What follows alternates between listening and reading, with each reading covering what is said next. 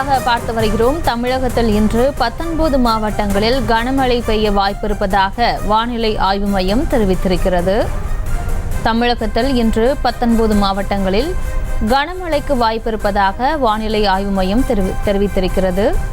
சேலம், தருமபுரி, கிருஷ்ணகிரி, திருப்பத்தூர் உள்ளிட்ட 19 மாவட்டங்களில் இன்று கனமழைக்கு வாய்ப்பிருப்பதாக வானிலை ஆய்வு மையம் தெரிவித்திருக்கிறது. அண்மை செய்தியாக பார்த்து வருகிறோம்.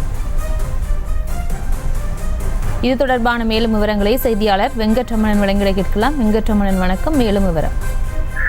வணக்கம் பிரியங்கா. தென்னிந்திய பகுதிகள் மேல் ஒரு வளிமண்டல மேலடுக்கு சுழற்சி நிலவி வருவதன் காரணமாக தமிழகத்தில் இன்று நாளை 8 மாவட்டங்களுக்கான கனமழைக்கான எச்சரிக்கையில் சென்னை வானிலை ஆய்வு மையம் தெரிவித்திருந்தார்.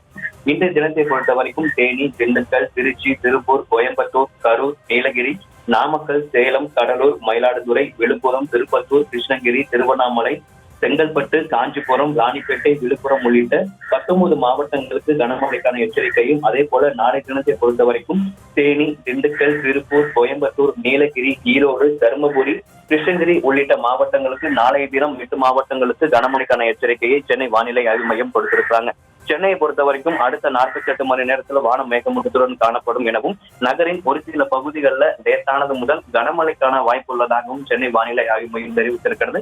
நேற்றைய தினமே சென்னையில பல்வேறு பகுதிகளில் கனமழை என்பது பெய்தது. குறிப்பா நேற்றைய தினத்தை பொறுத்த வரைக்கும் புதுக்கோட்டை மற்றும் செம்பரம்பாக்கம் பகுதியில் 8 சென்டிமீட்டர் அளவுக்கு மழை என்பது பதிவாகி இருந்தது.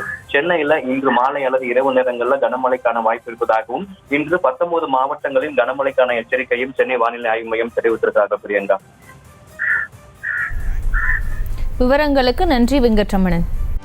செய்திகளை உடனுக்குடனும் துல்லியமாகவும் தெரிந்து கொள்ள சப்ஸ்கிரைப் பண்ணுங்க.